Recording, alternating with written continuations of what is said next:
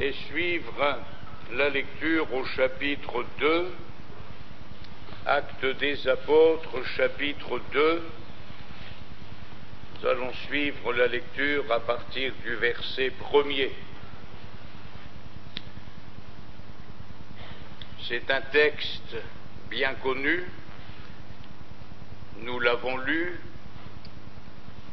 nous avons entendu prêcher sur ces paroles du chapitre 2, mais nous croyons que la parole de Dieu a toujours quelque chose à nous apprendre, parce qu'elle est une parole vivante et permanente. Nous voulons donc la lire avec toute l'attention qu'elle mérite et nous attendre au Seigneur pour que, par le moyen de sa parole, il agisse dans notre vie, car il est certain que l'important, ce n'est pas seulement de la lire, mais c'est aussi et surtout de la vivre. Le jour de la Pentecôte, ils étaient tous ensemble dans le même lieu. Tout à coup, il vint du ciel un bruit, comme celui d'un vent impétueux, et il remplit toute la maison où ils étaient assis. Des langues, semblables à des langues de feu, leur apparurent, séparées les unes des autres, et se posèrent sur chacun d'eux. Et ils furent tous remplis du Saint-Esprit, et se mirent à parler en d'autres langues, selon que l'Esprit leur donnait de s'exprimer. Or, il y avait en ces jours à Jérusalem des Juifs, hommes pieux de toutes les nations qui sont sous le ciel. Au bruit qui eut lieu, la multitude accourut, et elle fut confondue, parce que chacun les entendait parler dans sa propre langue. Ils étaient tous dans l'étonnement et la surprise, et ils se disaient les uns aux autres, voici, ces gens qui parlent, ne sont-ils pas tous galiléens? Et comment les entendons-nous dans notre propre langue à chacun, dans notre langue maternelle? Parthes, Mèdes, Élamites, ceux qui habitent la Mésopotamie, la Judée, la Cappadoce, le Pont, l'Asie, la Phrygie, la Pamphylie, l'Égypte, le territoire de la Libye voisine de Cyrène, et ceux qui sont venus de Rome, juifs et prosélytes, crétois et arabes, comment les entendons-nous parler dans nos langues des merveilles de Dieu? Ils étaient tous dans l'étonnement, et ne sachant que penser, ils se disaient les uns aux autres, que veut dire ceci? Mais d'autres se moquaient et disaient, ils sont pleins de vin doux. Alors Pierre, se présentant avec les 11, éleva la voix, et leur parlant ces termes, hommes juifs, et vous tous qui séjournez à Jérusalem, sachez ceci, et prêtez l'oreille à mes paroles. Ces gens ne sont pas ivres, comme vous le supposez, car c'est la 3e heure du jour, 9 heures du matin. Mais c'est ici ce qui a été dit par le prophète Joël. Dans les derniers jours, dit Dieu, je répandrai de mon esprit sur toute chair, vos fils et vos filles prophétiseront, vos jeunes gens auront des visions, et vos vieillards auront des songes. Oui, sur mes serviteurs et sur mes servantes, Dans ces jours-là, je répandrai de mon esprit, et ils prophétiseront. Je ferai paraître des prodiges en haut dans le ciel, et des miracles en bas sur la terre, du sang, du feu et une vapeur de fumée. Le soleil se changera en ténèbres et la lune en sang avant l'arrivée du jour du Seigneur, de ce jour grand et glorieux. Alors quiconque invoquera le nom du Seigneur sera sauvé. Hommes israélites, écoutez ces paroles. Jésus de Nazareth, cet homme à qui Dieu a rendu témoignage devant vous par les miracles, les prodiges et les signes qu'il a opérés par lui au milieu de vous, comme vous le savez vous-même, cet homme livré selon le dessein arrêté et selon la prescience de Dieu, vous l'avez crucifié, vous l'avez fait mourir par la main des impies. Dieu l'a ressuscité en le délivrant des liens de la mort, parce qu'il n'était pas possible qu'il fût retenu par elle. Car David dit de lui, je voyais constamment le Seigneur devant moi, parce qu'il est à ma droite, afin que je ne sois point ébranlé. Aussi mon cœur est dans la joie, et ma langue dans l'allégresse, et même ma chair reposera avec espérance, car tu n'abandonneras pas mon âme dans le séjour des morts, et tu ne permettras pas que ton bien-aimé voie la corruption.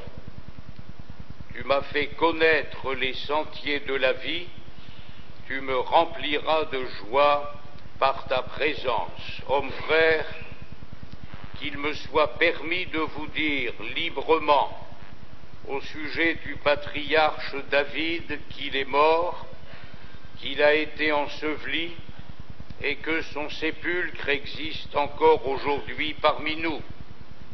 Comme il était prophète et qu'il savait que Dieu lui avait promis avec serment de faire asseoir un de ses descendants sur son trône, c'est la résurrection du Christ qu'il a prévue et annoncée en disant qu'il ne serait pas abandonné dans le séjour des morts et que sa chair ne verrait pas la corruption. C'est ce Jésus que Dieu a ressuscité, nous en sommes tous témoins. Élevé par la droite de Dieu, il a reçu du Père le Saint-Esprit qui avait été promis, et il l'a répandu, comme vous le voyez et l'entendez. Car David n'est point monté au ciel, mais il dit lui-même, le Seigneur a dit à mon Seigneur, assieds-toi à ma droite, jusqu'à ce que je fasse de tes ennemis ton marchepied. Que toute la maison d'Israël sache avec certitude que Dieu a fait Seigneur et Christ ce Jésus que vous avez crucifié.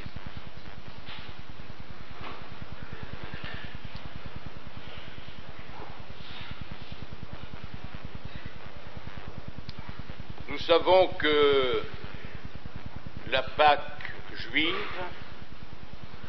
a été remplacée par la Pâque chrétienne,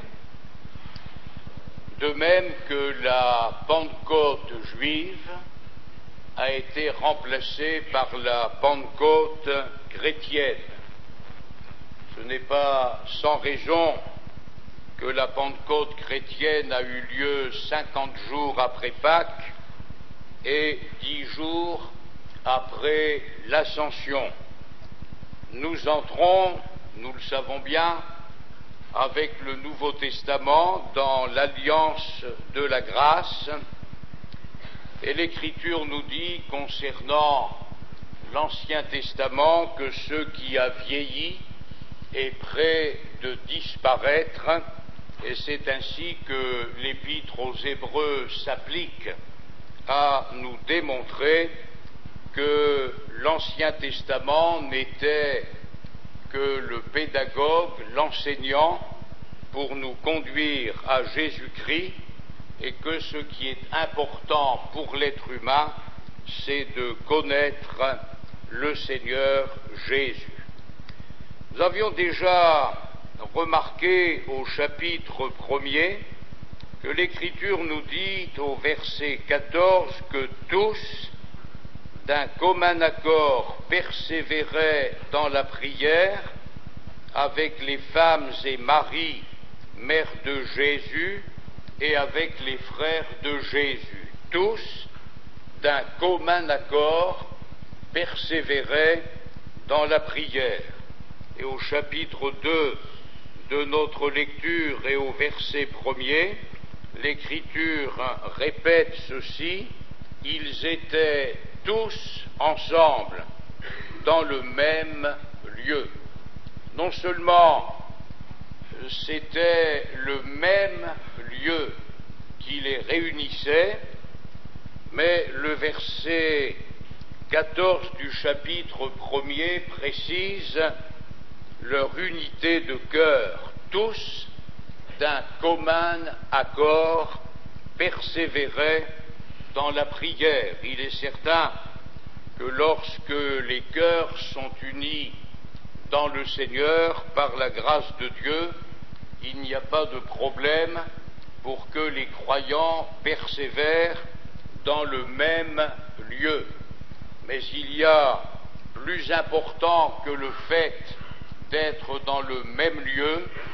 Ce qui est plus important, c'est que nos cœurs ne fassent qu'un dans le Seigneur. Dans le mot accord, il y a le mot cœur, tous d'un commun accord, ou tous d'un même cœur, persévéraient dans la prière. Et 10 jours après l'ascension de Jésus, nous allons les retrouver tous ensemble dans le même lieu. Et tout à coup, il vint du ciel un bruit comme celui d'un vent impétueux, et il remplit toute la maison où ils étaient assis. Notons bien la précision que nous donne la parole de Dieu. Il vint du ciel un bruit. Le bruit n'est pas venu de la terre, mais le bruit est venu du ciel. Nous pouvons être plus ou moins nombreux et faire plus ou moins de bruit. Nous pouvons avoir une voix plus ou moins forte et faire plus ou moins de bruit, mais ce qui est important, ce n'est pas le bruit qui va venir de la terre, c'est le bruit qui va venir du ciel. Il arrive que le bruit qui vient de la terre soit gênant et indispose certaines personnes, tandis que le bruit qui vient du ciel ne gêne personne et ne peut que contribuer à la gloire du Seigneur. D'ailleurs, c'est ce bruit qui est venu du ciel qui a permis que des milliers de personnes qui se trouvaient à Jérusalem se rassemblent autour de la maison où étaient les 120, et c'est ce qui leur a permis d'entendre la bonne parole du Seigneur. Donc il vint du ciel un bruit comme celui d'un vent impétueux, et il remplit toute la maison où ils étaient assis. Et c'est à ce moment-là que des langues, semblables à des langues de feu,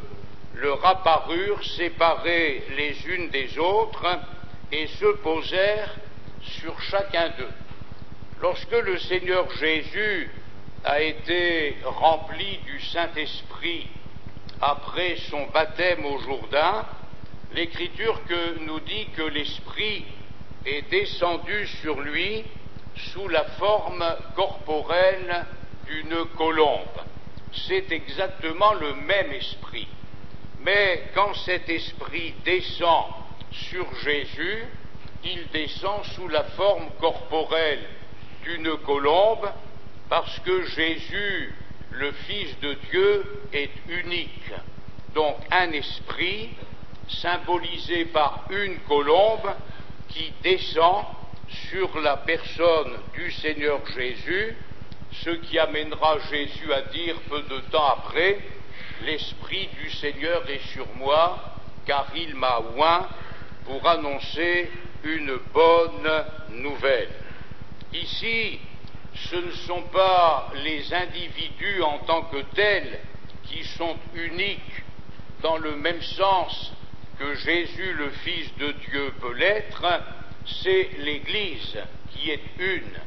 Et à partir du moment où le monde va avoir affaire à l'Église, ou à Jésus au travers de l'Église, alors il y a des langues de feu qui remplissent la pièce et qui vont se poser sur chacun des disciples, ce qui nous montre bien, comme nous l'avons relu tout à l'heure dans 1 Corinthiens 14, que c'est l'Église qui doit être au travail, que le Saint-Esprit n'est pas donné dans l'Église à une personne pour que cette personne fasse tout le travail, que le Saint-Esprit n'est même pas donné à 50 ou 60% des chrétiens pour que ceux-là fassent le travail pour les autres, mais la volonté de Dieu est que le Saint-Esprit soit en chacun,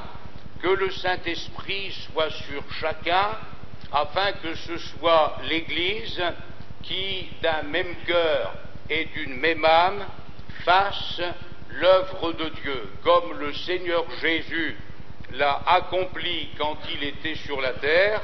Il le dira: comme le Père m'a envoyé, moi aussi je vous envoie. Et avant d'envoyer ses disciples, avant qu'ils ne partent en mission, le Saint-Esprit est descendu sur eux, et l'Écriture nous dit semblable à des langues de feu. C'est le feu de l'Esprit qui doit nous animer jusqu'à la dernière minute de notre vie. On parle de tiédeur, on parle de refroidissement spirituel, mais le secret du réchauffement, c'est le feu de l'Esprit. Il n'y en a pas d'autre. Nous pouvons trouver des méthodes humaines, nous pouvons trouver des moyens qui ressembleront à ce que le Saint-Esprit peut faire, mais la flamme sacrée, elle vient du Saint-Esprit. Le cœur bouillant est rendu bouillant par le Saint-Esprit, et notre service dans le feu sacré, c'est encore l'affaire du Saint-Esprit. Donc, les langues représentant l'Esprit Saint se posent sur chacun d'eux, et l'Écriture dit: ils furent tous remplis du Saint-Esprit et se mirent à parler en d'autres langues, selon que l'Esprit leur donnait de s'exprimer. Il faut ici préciser deux choses. La première, c'est que le Saint-Esprit est une personne. L'Écriture, surtout dans l'Ancien Testament, parle de l'Esprit de Dieu avec un E minuscule dans ce cas-là, parce que c'est l'Esprit de la personne de Dieu, l'Esprit de la personne du Père Céleste. Mais quand nous parlons de Dieu le Père, de Jésus le Fils et du Saint-Esprit, avec le Saint-Esprit, nous parlons d'une personne. Le Saint-Esprit n'est pas une émanation de Dieu le Père, le Saint-Esprit est une personne qui compose la Trinité, bien que le mot ne soit pas dans la Bible, qui compose la Trinité, baptisez-les au nom du Père et du Fils et du Saint-Esprit. Donc 3 personnes, ils furent tous remplis du Saint-Esprit en tant que personnes. et ils se mirent à parler en d'autres langues. N'avons-nous pas commis l'erreur, involontairement certes, mais n'avons-nous pas commis l'erreur dans le domaine du baptême dans le Saint-Esprit de rechercher le parler en langue au lieu de rechercher la personne? C'est quand la personne du Saint-Esprit remplit le lieu où ils étaient assemblés que les 120 se mirent à parler en d'autres langues. Donc, ne ramenons pas le Saint-Esprit au seul parler en langue, mais considérons que le parler en langue doit être l'expression de la personne du Saint-Esprit, et c'est tout à fait différent. J'ai reçu ces jours-ci un journal traduit des États-Unis, et j'ai remarqué ces paroles qui sont écrites par l'assistant du superintendant, qui dit ceci: trop de pentecôtistes cherchent des expériences, trop de pentecôtistes cherchent des expériences au détriment de la recherche de la vérité. Beaucoup aspirent à voir Dieu faire de grandes choses pour eux, tout en fuyant ce même Dieu qui veut faire chaque jour un travail en nous. Et en fait, c'est ça qu'il nous faut bien comprendre. L'expérience, oui, mais l'expérience de Pentecôte avec une personne, remplie du Saint-Esprit, remplie de la personne du Saint-Esprit, et ensuite l'extériorisation de l'action de cette personne par le parler en langue, entre autres, et les dons spirituels ensuite, mais ne ramenons pas l'expérience du baptême dans le Saint-Esprit au seul parler en langue. C'est d'abord une personne qui vient habiter notre cœur, qui vient habiter l'Église et qui s'exprime par le parler en d'autres langues selon que l'Esprit leur donnait de s'exprimer. Et lorsque nous lisons les versets 5 à 11, nous remarquons que à partir du même lieu, à partir de 120 personnes remplies de la personne du Saint-Esprit et manifestant cette expérience par le parler en langue, il y a un territoire très vaste qui a été touché à partir de ces hommes et ces femmes qui étaient à Jérusalem. Ça va de la Libye d'un côté jusqu'à la Mésopotamie de l'autre, ça va jusqu'en Asie mineure au nord d'Israël, ça descend en Égypte. Il y a un territoire très vaste qui a été touché par cette action du Saint-Esprit, et je crois que le Saint-Esprit, mes frères et sœurs, est la réponse à cette question. Les 6 ou 7 milliards d'hommes et de femmes et de jeunes et d'enfants que compte notre planète, comment pourront-ils être touchés? Ils pourront l'être par l'action du Saint-Esprit. Nous pouvons, nous, employer des moyens, et certes il faut le faire, distribuer des prospectus, des Bibles, des Nouveaux Testaments, des bulletins, l'appel de la vie ou autre. Nous devons faire ce travail. Mais qu'est-ce que ce travail au regard des besoins de notre monde qui a des besoins immenses? Eh bien, ce que nous ne pouvons pas faire, le Saint-Esprit peut le faire d'une manière qui nous dépasse, parce que quand Jésus a dit à ses disciples « Ne vous éloignez pas de Jérusalem jusqu'à ce que vous soyez revêtus de la puissance d'en haut », je suis certain que les disciples ne s'imaginaient pas que 10 jours après, au moment de la Pentecôte, il pourrait toucher des milliers d'hommes et de femmes venant de nombreux endroits différents. Or, comment les choses se sont-elles passées? L'Écriture ne nous le dit pas. Est-ce que les 120 ont tous parlé en crétois? Est-ce que 3 minutes après, ils ont tous parlé en arabe? Est-ce que 10 minutes après, ils ont tous parlé en libyen ou en égyptien? Nous n'en savons rien. Nous ne savons pas comment les choses se sont passées, mais ce qui est certain, c'est que chacun de ceux qui étaient présents, quelle que soit sa race ou sa nationalité, les a entendus parler dans sa propre langue des merveilles de Dieu. Et c'est ça qui est extraordinaire, c'est ce qui est réjouissant, que cette action du Saint-Esprit se soit produite à partir d'hommes et de femmes qui avaient obéi à la parole de Jésus: ne quittez pas Jérusalem jusqu'à ce que vous soyez revêtus de la puissance d'en haut.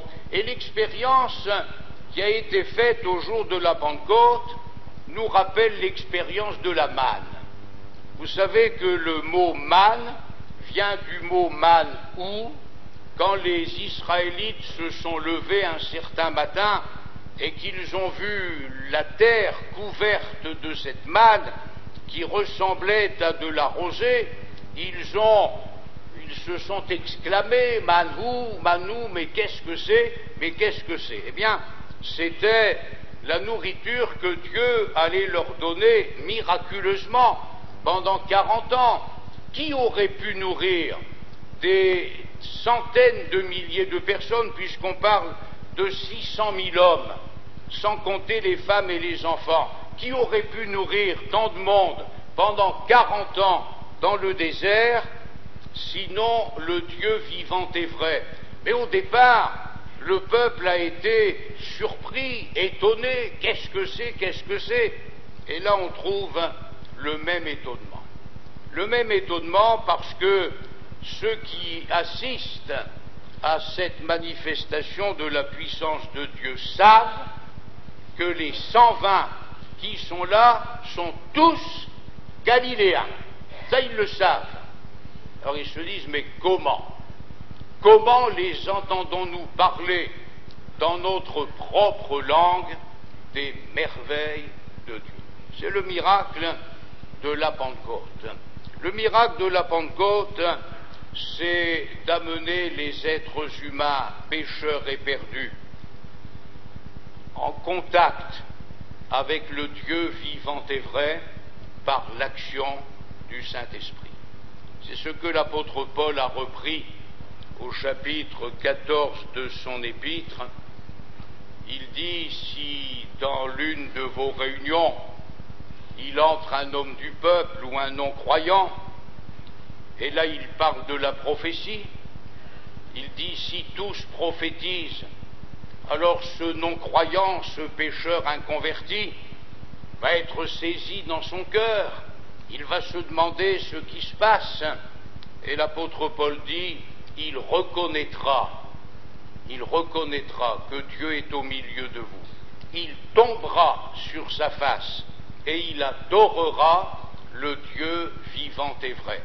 Le but de l'expérience du baptême du Saint-Esprit, ce n'est pas de dire: j'ai parlé en langue tel jour à telle heure ici ou là. Ça n'est pas la raison profonde. Le but, c'est que la personne du Saint-Esprit nous habite du matin au soir, du soir au matin, jour après jour, et que par les dons spirituels, les langues, l'interprétation, la prophétie et autres, que par les dons spirituels, les pécheurs inconvertis entendent parler des merveilles de Dieu, que les secrets de leur cœur soient dévoilés, et que, reconnaissant qu'il y a là une action de Dieu, ils publient que Dieu est réellement au milieu de nous. Parce qu'en fait, le monde n'a pas besoin de savoir qu'à côté des baptistes, il y a les pentecôtistes, et qu'à côté des pentecôtistes, il y a une autre catégorie de croyants. Le monde a besoin de savoir où se trouve Dieu, où rencontrer Dieu, où rencontrer le Dieu vivant et vrai, où rencontrer celui qui nous aime et qui est venu pour nous sauver dans la personne de notre Seigneur Jésus. Donc les uns vont être étonnés, ils vont se demander ce qui se passe, et puis ce qu'on trouve dans les évangiles avec Jésus, d'autres vont se moquer. Ils vont se moquer et ils diront, ils sont pleins de vin doux, et c'est à ce moment-là que l'apôtre Pierre va se présenter avec les 11, il va élever la voix et il va leur parler. Mais remarquons que l'apôtre Pierre agit avec beaucoup de sagesse. Le Seigneur Jésus avait dit, quand sera venu le Saint-Esprit, il prendra de ce qui est à moi et il me glorifiera. Il les entendait parler dans leur langue des merveilles de Dieu. C'est le but de l'action du Saint-Esprit, les merveilles de Dieu et glorifier le nom du Seigneur Jésus. Et c'est ce que l'apôtre Pierre va faire. Il va leur parler du Messie, de leur Messie qu'ils viennent de rejeter, qu'ils ont crucifié. Il va leur parler de Jésus, mais avant de leur parler de Jésus, il va leur prouver par les Écritures, il va leur prouver par leurs Écritures, par leur Bible à eux, par leur livre saint à eux, que ce à quoi ils assistent est annoncé dans leur livre saint par les prophètes et notamment par le prophète Joël.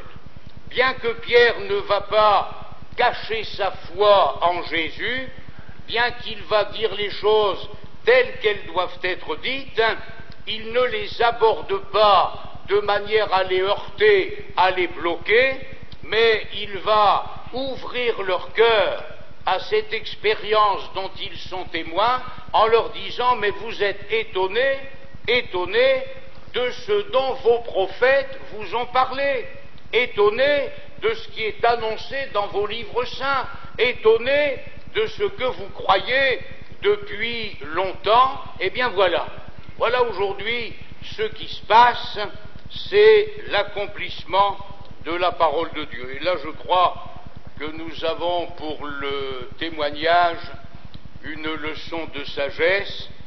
Il nous faut parler de Jésus, il nous faut rendre témoignage à Jésus-Christ, mais en fonction de la personne que nous avons devant nous, employons le bon moyen, employons la bonne méthode, laissons-nous instruire par l'Esprit. Jésus n'a pas parlé à la Samaritaine comme il a parlé avec Nicodème. Avec Nicodème, Jésus s'adressait à un théologien. Avec la Samaritaine, Jésus s'adressait à une femme qui n'était ni juive ni païenne, demi-juive, demi-païenne. Il n'a pas pris la même méthode pour Nicodème qu'il a prise que celle qu'il a prise pour la femme samaritaine.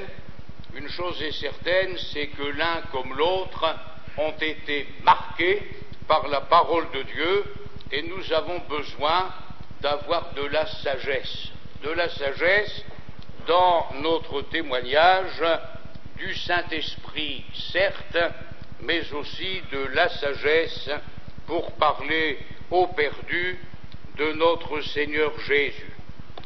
Ces gens ne sont pas ivres, comme vous le supposez, c'est 9 heures du matin, mais c'est ici ce qui a été annoncé par le prophète Joël, par votre prophète, par l'un des prophètes de votre peuple. C'est ici ce qui a été annoncé par le prophète Joël. Dans les derniers jours, dit Dieu, je répandrai de mon esprit sur toute chair. Il faut faire une différence entre les derniers jours et le jour du Seigneur ou le jour de l'Éternel qui marquera vraiment la fin des temps. Néanmoins, nous notons que les derniers jours ont commencé avec la Pentecôte. À partir de l'expérience de la Pentecôte, le compte à rebours a commencé. C'est vrai que 2000 ans se sont écoulés, mais aujourd'hui, vivons-nous les derniers jours, les dernières heures, les dernières minutes avant l'enlèvement de l'Église? Une chose est certaine, c'est que le Seigneur revient, et dans l'attente de son retour, nous avons besoin d'avoir de l'huile dans nos lampes et de l'huile en réserve. Nous avons besoin du Saint-Esprit parce que la Pentecôte a marqué le début des derniers jours. Je répandrai de mon esprit sur toute chair. Et écoutons bien, parce qu'au fond, comme je l'ai dit tout à l'heure, le lire c'est bien, le vivre c'est mieux. Vos fils et vos filles prophétiseront. Jeunes gens, jeunes filles, c'est une parole qui vous concerne. Non pas je vais rue de Coville, non pas j'ai été baptisé rue de Coville, mais j'ai été sauvé par l'amour de Dieu en Jésus-Christ, j'ai été baptisé du Saint-Esprit, et par l'action du Saint-Esprit, je prophétise. Vos fils et vos filles prophétiseront.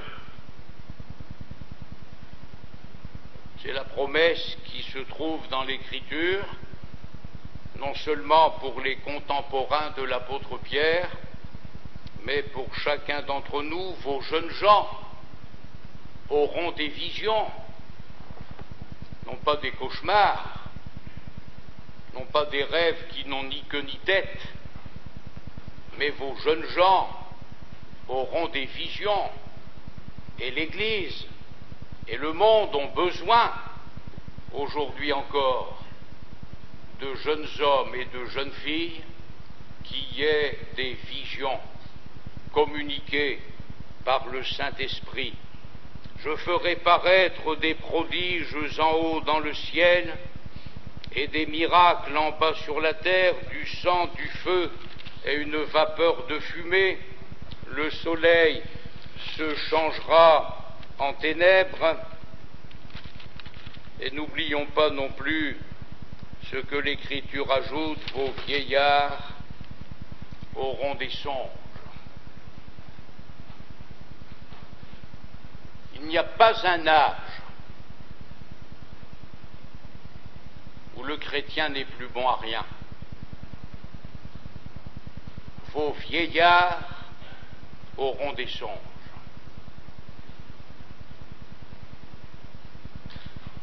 Ce sont des songes